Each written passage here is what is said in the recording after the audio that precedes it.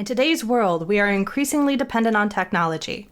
Our business and personal lives rely on it, but as you've probably noticed, it's unreliable. Our computers are slow, so we end up squinting at smartphones and tablets. The jokers we pay to fix our stuff have no clue what they're doing. We live in constant fear that something's going to happen to our personal data. So we're scared into paying for fake protection that proves useless when disaster strikes. Update attacks, fake Wi-Fi, cloud control, intelligent, successful people feel intimidated by the chaos and think it's somehow their fault. If they only knew what the industry was doing to them, they'd get torches and pitchforks.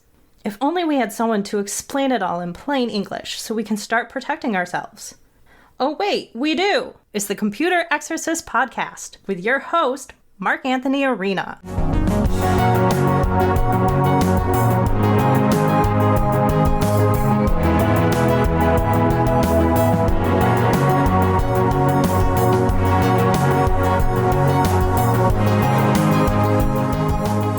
From the Wallace Memorial microphone in my home office, overlooking the Can of Worms in downtown Rochester, New York, this is the Computer Exorcist Podcast. I am Mark Anthony Arena, so happy you joined me today. You know, I remembered something. At the start of my radio career, I used to say, I am your computer exorcist. I thought that was cool and personal. So maybe I'll say that again sometimes. Hope y'all are having a happy and prosperous new year. I feel whole again. They found my car, so I'm very happy. It was about 3 weeks, and just absolutely awful feeling of emptiness and feeling like I'm trying to get rid of clutter in my life, and it is a very freeing thing. But it is not a freeing thing when someone takes something that you actually need, that you didn't want to get rid of. Like most of the stuff in my house, I want to get rid of, but I needed my car.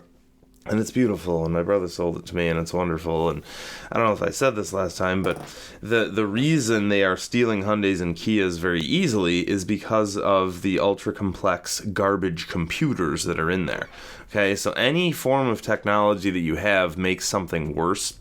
And there are billions of layers of evil computers and sensors and software and everything else that make it easy, that facilitate the theft of the car. On top of that, I don't know if I mentioned this, but New York State encourages car theft because there are no laws against it. Okay, not kidding, not exaggerating. I thought it was maybe just the juveniles were let off. But a couple days ago, there were 2 violent car chases in Rochester, one on the west side, one on the east side, and they injured an officer, and there were 3 ambulances called to one scene, and so on. And there were 3 juveniles and 1 kid over 18. And the 3 juveniles were brought to Syracuse, and they were let go right away, and the kid over 18 was also let go right away. They get an appearance ticket, which is easier than a speeding ticket. So Mark Arena got billions of speeding tickets when he was that age, and I feared for my life. But these kids, no, go ahead and steal a car, no problem at all. Evil computers make it very easy to steal. Just plug a thumb drive in and you drive off with it. And hey, if you get caught, even after a violent police chase, I thought, hey, that violent police chase would be the last straw, and maybe they would do something about it, but no. So we basically have no government here. It's just like virus scanners years ago on computers, right? Virus scanners would do a basic job of preventing basic threats from entering your machine, and anything beyond that was overblown garbage, right? So it's the same thing with New York State, where every day they come out with trillions of laws against small businesses, but there's zero protection against basic violent threats, like violent car chases. So my wish still stands, that Rochester, New York go back to farmland, and anyone who's sane and competent is leaving, and I plan on being among those folks. So that's the update on my car. Thank you for all your prayers. I did something called a novena, where you're supposed to pray for 9 days, and it only took 2 days of that novena to find my car, so that was pretty cool. So I want to thank St. Anthony for that. All right. Here we go with some articles. Still cleaning up in the 2021 here. We're halfway done with that year. Carandriver.com. Congress could mandate anti-drunk driving tech in new cars. Technology that stops a car from operating when the driver is drunk could be required as part of the $1 trillion infrastructure package. No exaggeration, that's what they're saying here. So I don't think that passed because the infrastructure bill passed and I haven't seen that. But again, it's big business and big government in bed with each other, and here's how. Some pea-brain in government says that would be a great idea. It would stop drunk driving. Okay, adds trillions of layers of complexity to the vehicle, and the car manufacturer welcomes it with open arms because when a car is ultra complex, it means it's nearly impossible to repair. So people are more willing to put it in the garbage if it has a problem. When I had the last Saab I had was a 2004 Saab, and it was beautiful and fast and had this incredible sound to it. It was a convertible with a stick. It was glorious. But it was unusable because there were so many evil computer sensors in there that it's kind of like a person who's very picky, where they won't operate unless all the conditions are satisfied, right? So every 12 seconds it had another problem and it said, you have a bad sensor, this car won't work, bring it back to the dealer. So everything in the car was oriented toward bringing it back to the dealer for service at all times. They didn't want you to actually drive it or enjoy it ever. It was all about satisfying the conditions, meeting the conditions before it was happy. So if you have billions of computer sensors and then add a drunk driving sensor, right? Great idea. Nobody wants drunk drivers on the road, but the implementation of this idea would be so horrible that none of the cars on the road would be able to start anymore. And it's one thing with the satisfying conditions and the other kind of sensors, but this one right here would be a direct. If this sensor failed, it would directly cause the car not to start.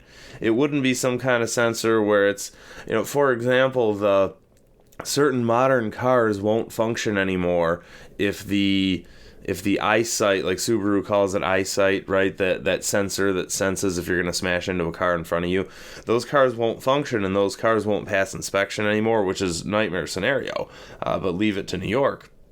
Right? You can steal cars, but you can't drive your car if all the computers aren't working, right?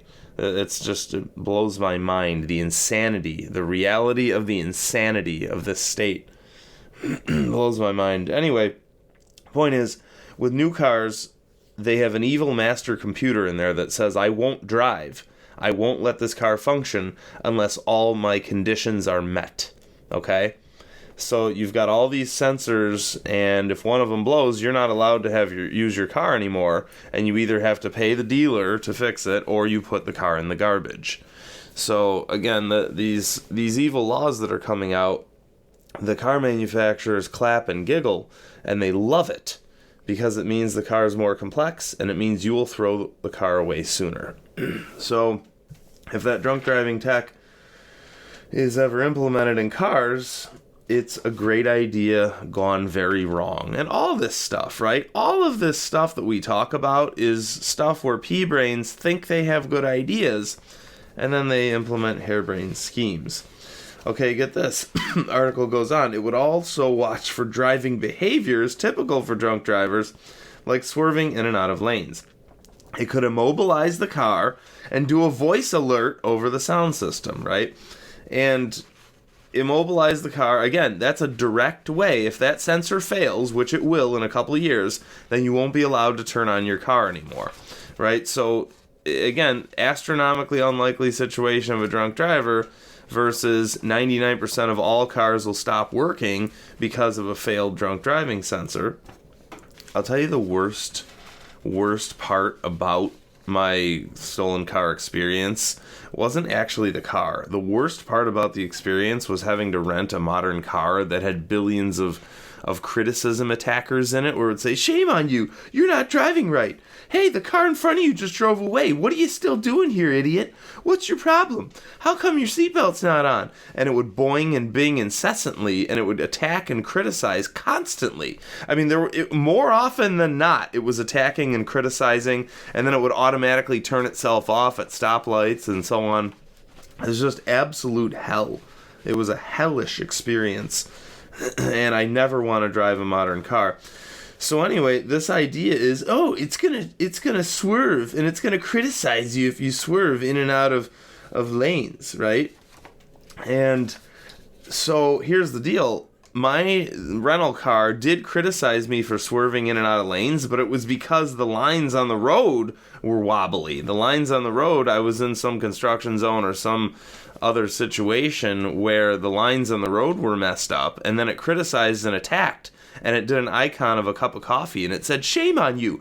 You shouldn't be driving right now. You're probably tired. What's your problem? So imagine if that evil technology had the power to shut you down as opposed to just shaming on you, okay? We're in a place where it's incredibly sad, but I'm saying this. It's sad that I have to say that I was grateful that it just criticized me as opposed to shutting the car down. Right? Again, evil technology designed by evil pea-brains who think they're helping you. Oh, I'm going to make a car that helps you by shutting down if you're swerving. But they have never, ever considered a real-world situation where the lines in the road are imperfect. Okay, so they now have created a machine that can shut you down and attack you. Or again, I'm grateful that it just criticized me and didn't shut down the car. Right? But if this evil bill had passed with the drunk driving tech, then all cars would start shutting down around the world whenever they entered a place where the lines in the road were imperfect. Silicon Valley needs to go out of business immediately. I'm calling for the immediate cessation of Silicon Valley. I'm not kidding. This needs to stop. People need to be aware of it. Okay? Here's another one. Here's another very sad one about the auto industry. And again, the arrogance and the extreme incompetence and extreme control of my industry is spilling over into cars. This is from listener Matt, July 2021. Your next car may anticipate your needs and let you add features on the fly. And that's Wall Street Journal. From peppier engines to road trips to heated seats and steering wheels only in the wintertime, automakers are developing intelligent vehicles, right? Intelligent. And that's sad because what they actually mean is ultra-complex designed by pea-brains. Intelligent vehicles that spot motorists' wants and needs and let them subscribe to options after the sale. Okay, recurring revenue is evil. It's just flat out evil. Every pea-brain consultant I've ever talked to said, Mark, you have to milk people for no reason so that you can have recurring money. And I say, I'm not evil. I don't want to do that, right? If I'm renting you something, then fine, right? My grandparents had an apartment complex and they would rent it to people, and that's fine. But if you're out there selling products to people that are just standalone products, then shame on you if you're trying to milk them for more money after the purchase, okay? It's called post-purchase. So it's just absolute evil. It makes no sense at all. Zero common sense. The future of everything covers the innovation and technology transforming the way we live, work, and play. Well, obviously worsening it, okay? 80s tech was hopeful, and this is just change for change's sake. This is not an improvement.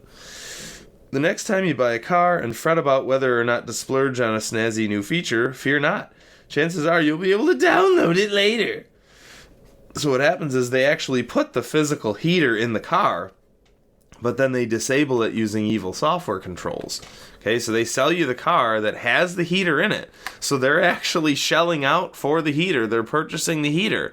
So it's not like it costs them that much anyways to put in the heating element in the seat. It obviously doesn't cost them anything. And that's something I just realized right now as I'm saying this. They can't say, well, it costs money for us to develop the heated seat. They're already including it. So it doesn't cost them that much to include the heating element. All right? It's not a matter of cost. They're just doing this as a way to rent you something that they sold you already. They already sold you the physical car with the heated seat, but through evil contracts and evil software, they're able to hold that seat hostage and disable it and then charge you recurring money for it. Look, Hack the Planet, right? Think about the movie Hackers from the 90s. Hack the Planet here. I'm not in favor of hacking and piracy and breaking into things that aren't yours. But this is a car they sold to you with a heater that they sold to you in the seat. Okay? And there will be guys, and I will promote this. I will promote guys out there who find a way to break into the evil software, right? Because all software is naked and garbage anyways. And there will be guys out there who will break into the software and re-enable your heated seat. And honestly, even if you don't do software, I had a guy install heating elements in a car a couple years ago that I didn't have heated seats in. I had a Nissan for winter, and I loved it, but it didn't have heated seats, so my buddy installed them for me for like $250. So why would I pay, even if it was $10 a month, right? After 2 years, that's more than $250. Just have a guy physically install some wires and a switch to turn on the heating element that's included in your car, right? Or rip out the heating element and just put a whole new heated seat kit, right? Again, it would only cost me $250 to have the parts and labor to install heated seats. Why would you do this? Oh, but it's convenient and it's controlled by an app, right? So them ripping you off is convenient. In the near future, cars won't only be able to constantly update, right? Updates, again, if you know this show, you know that updates are attacks that destroy your product. But they'll be used AI to anticipate the needs of the driver and passengers. In other words, more pop-ups that criticize you and now sell you things and offer these rental things.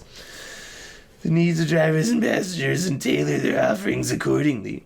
This also has the potential to create a new business model for automakers, right? To milk people for fees that are unnecessary, with car owners paying for on-demand fees or monthly subscriptions to get access to new features.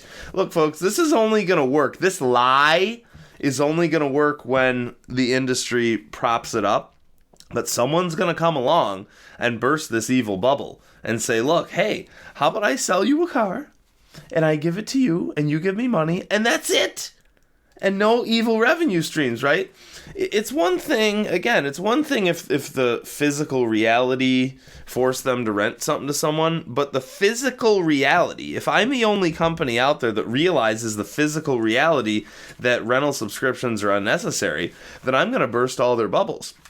Just like Fuji did when they came into the copier market, maybe in the 80s or so, around the 80s, where Fuji said, hey, you know that Xerox machine that you have to get fixed every single day, and Xerox had a repairman ecosystem? Hey, how about we sell you a copier that just doesn't break?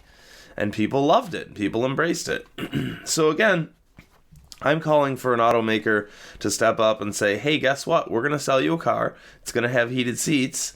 And that's it. It's yours forever. Okay? And I'm going to be out there. I'm working on starting a car consortium, and I'm working on teaching my apprentices how to protect people from cars now that cars have turned evil. So again, if they're going to include the heated seat anyways, then obviously it didn't cost them that much to include it, right? And they're investing in it and thinking it's going to bring them recurring revenue. So unfortunately, the article goes on and it says, we're going to improve the car systems through over-the-air updates, automatically and remotely update the car software. Again, making the car worse, making the evil software more complex, more hideously unusable, and more unstable. That is the only thing an update attack can accomplish. Please warn your friends. Oh, the future of everything is AI. AI promises to become more deeply embedded in the car and adapt the experience to individual users, right? Whoever came up with this is being given flowers and money right now some Dilbert pointy-haired boss somewhere is rubbing dollar bills all over this person who came up with this word salad.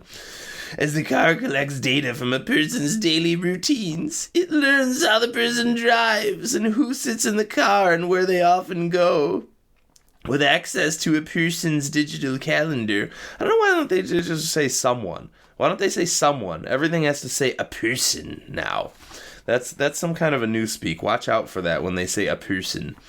With access to a person's digital calendar, the car's AI assistant could begin to anticipate routines. Ooh, Friday afternoon you're at soccer practice, or Monday morning at the staff meeting. Look, my life is very unpredictable. So it won't learn anything about me, but I'm sure it'll try to attack and drive me to places I don't want to be. Even deciding its own way to wake you early enough to avoid heavy traffic. So now your car is going to beep its horn or send a notification attack to your phone to wake you up. Imagine if you're trying to sleep in, if it's a snow day or if you're sick, right? Again, there are exceptions. And evil AI is evil because all computers are evil because they don't understand exceptions. And all computer designers are evil because they never, ever, ever consider exceptions. They never consider that you're a human. They view you as a pair of eyeballs and a consumer to get money out of. Okay? So it's going to start attacking. I remember years ago I did an episode where I talked about how my brother was using Siri on his phone, and he told Siri to remind him to put his retainer in his mouth at night. So one day Siri attacked and turned on the navigation system and said, "Drive home, because that's where your retainer is. Shame on you. Put your retainer in. I'm going to drive you home right now." That was just in his phone, but imagine if Siri controlled his car.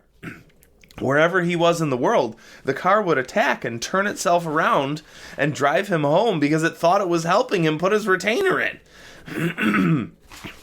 It's so ironic that we have all this advanced technology, these tall Jenga towers, as I say, and all of this technology is absolute evil. So it's going to wake you up in the morning to avoid heavy traffic. If cars someday drive themselves, the vehicle could take greater control of routing. What did I just say? The vehicle can take control and attack, and while you're trying to get somewhere, it'll preemptively attack and bring you somewhere else, even though you didn't tell it to go there. And all functions of AI and machine learning being used to adapt the car to its environment, right? All of which would make me want to smash it, just like I want to smash that rental car I have. Look, none of it, by the way, none of it is going to offer you a way to opt out or to turn it off, because it's evil and it's all about controlling you. Okay, none of it is about convenience. It's all about controlling you. It's Hansel and Gretel. Okay, come into this gingerbread house and it smells great, and then when you get in there, they put you in the oven.